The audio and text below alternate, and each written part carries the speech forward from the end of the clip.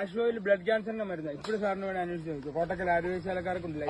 ചന്ദ്ര എന്തോ ചെലപ്പോ തോന്നും നീ ഒരു കോമാളിയെന്ന്, ചെലപ്പോ തോന്നും നീ വലിയൊരാളാന്ന്. ഓഹോ, സത്യത്തില് നീ ആരാ? ഇത് കുഴപ്പമില്ല.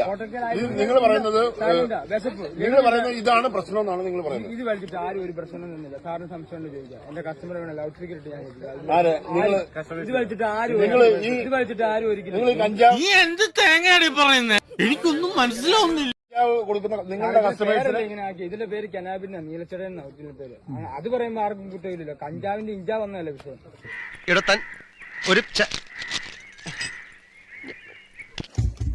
ഇത് കഞ്ചാവാണെന്നും ഇത് മയക്കുമരുന്ന് ഇനത്തിൽപ്പെട്ട് സർക്കാർ നിരോധിച്ചിരിക്കുകയാണെന്നും അറിയാമോ? അതും അറിയാം. ഇവനെ സൂക്ഷിക്കണം. ഇവൻ നമ്മളെ കുഴപ്പിക്കാനുള്ള പരിപാടി, ഇവനിതിൽ എന്തോ കൈയുണ്ട്. ഈ പറയുന്ന സംഭവം മയക്കുമരുന്ന് വെച്ചിട്ട് കേരളം മുഴുവൻ ഡ്രഗ്സിന് അഡിക്റ്റ് ആയിട്ടുള്ള ഒരു കൂട്ടം ആൾക്കാരാണെന്നുള്ളതിനെ പറ്റി അറിയാമോ? അതല്ല, പിന്നെ നിന്നോട് ഇത്ര നേരം പറഞ്ഞോണ്ടിരുന്നത് എന്താടാ? ഒരു പഞ്ചായത്തിൽ 1000 പേരുണ്ടെങ്കിൽ അതിലൊരു 10 പേരെ കഞ്ചാവ് അടിക്കുന്നുള്ളൂ. പക്ഷെ ഈ 1900 പേരും മദ്യം അടിക്കുന്നത്. അപ്പൊ ഒരു സ്ഥലത്ത് പ്രശ്നം നടന്നു കഴിഞ്ഞാൽ ഏറ്റവും കൂടുതൽ പ്രശ്നം ഉണ്ടാക്കുന്ന മദ്യം കൊണ്ടല്ലേ. മൂർഖനെയാണല്ലോ ചവിട്ടിയത്. That's why, in fact, I took my decision to arrange the marriage at the earliest.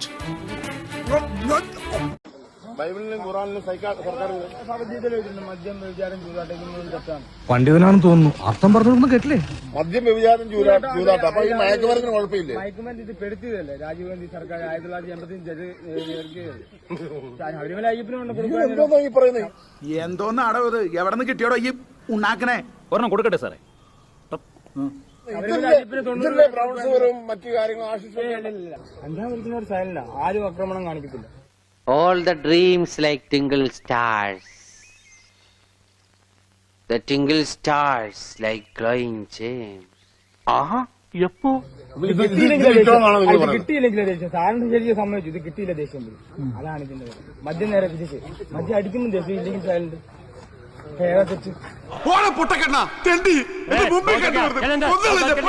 ഇതാ പറഞ്ഞത് അച്ചായൻ മണ്ടനാണെന്ന്.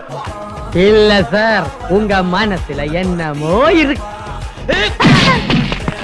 மனசில் இது தான் இருக்கடா.